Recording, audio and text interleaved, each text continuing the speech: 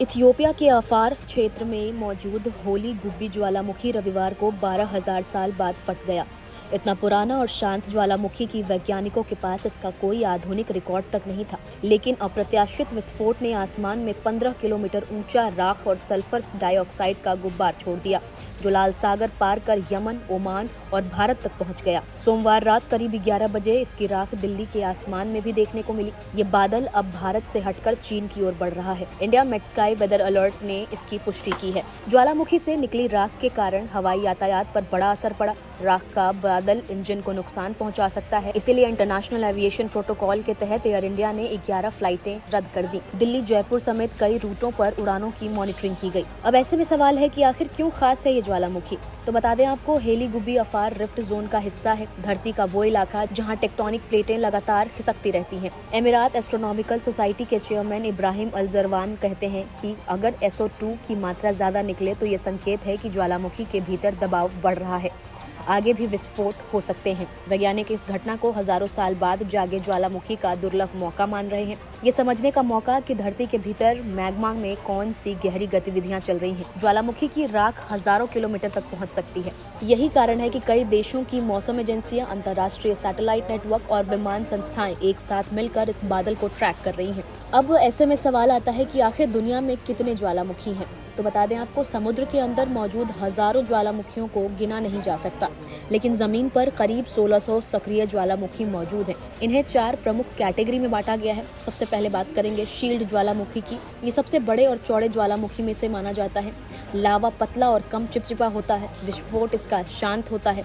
हवाई का मौना लोआ दुनिया का सबसे बड़ा सक्रिय ज्वालामुखी है। दूसरा आता है स्ट्रेटो कॉम्पोजिट ज्वालामुखी, जिसमें खड़ी ढलान और नुकीला शिखर होता है, खतरनाक होता है। इसका विस्फोट काफी जोरदार होता है।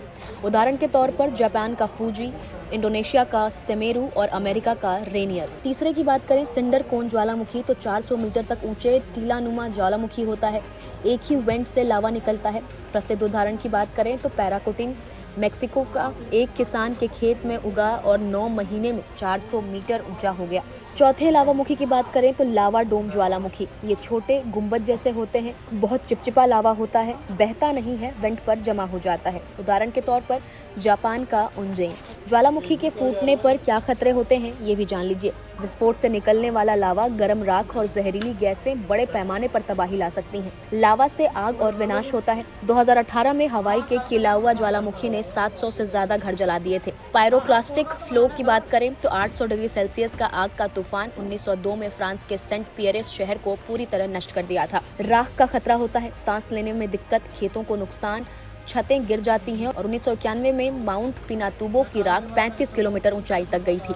इससे जहरीली गैसें निकलती है। 1986 में कैमरून के लेक न्योस हादसे में CO2 से 1700 लोगों की मौत हुई थी। लाहर, जिसे हम कीचड़ का तूफान कहते हैं, 1985 में कोलंबिया का एक पूरा शहर लाहर में दफन हो गया था। छठा नुकसान सुनामी और भूकंप। समुद्र के नीचे विस्फोट से बड़ी लहरें उठती हैं। 1883 में क्राकाटोआ की सुनामी में 36,000 मौतें हुई थी। विस्फोट से पहले और बाद में दर्जनों भूकंप, जैसे कि 2018 कलाउआ में 6.9 तीव्रता का झटका महसूस हुआ था। ज्वालामुखी फूटने से आपने नुकसान तो सुना होगा, पर क्या आपको पता है कि इसके फायदे भी होते हैं? जी हाँ, कई ज्वालामुखीय गतिविधि पृथ्वी के लिए बेहद महत्वपूर्ण है। जैसे कि CO2 और गैसें पेड़ पौधों के लिए जरूरी होती हैं। ज्वालामुखी पृथ्वी के गैस चक्र को बनाए रखते हैं।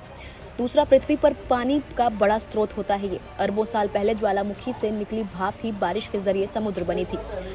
धरती ठंडी होती है। ऊंचाई तक गई सल्फर गैस सूर्य की रोशनी रोकती है। 1991 में पिनातुबो विस्फोट ने ग्लोबल वार्मिंग को कई साल धीमा कर दिया था। मिट्टी बेहद उपजाऊ बनती है। इंडोनेशिया के जावा में एक साल में 3 से 4 फसलें होती हैं। खनिजों का खजाना यानी कि सोना, चांदी, तांबा, हीरा सब ज्वालामुखी क्षेत्र में ही मिलते हैं। इससे नई जमीन भी बनती है। हवाई के द्वीप आज भी हर साल 40 से 50 एकड़ बढ़ जाते हैं। जियोथर्मल ऊर्जा पैदा होती है। आइसलैंड अपनी 30% बिजली ज्वालामुखियों से बनाता है। हेली गुब्बी विस्फोट सिर्फ एक प्राकृतिक घटना नहीं, बल्कि वैज्ञानिक दृष्टि से बेहद महत्वपूर्ण संकेत है। ये हमें धरती के भीतर चल रही गतिविधियों की झलक देता है और ये भी याद दिलाता है कि ज्वालामुखी जितने विनाशकारी होते हैं, उतने ही पृथ्वी के विकास के लिए जरूरी भी होते हैं। नमस्कार, मैं हूं मानक गुप्ता। अगर आपको हमारा ये वीडियो पसंद आया हो तो इसे लाइक और शेयर जरूर करें और हाँ, हमें सब्सक्राइब और फॉलो करना ना भूलें। ताकि आप देश और दुनिया की कोई खबर मिस ना करें। तो जुड़े रहिए हमारे साथ और देखते रहिए News 24।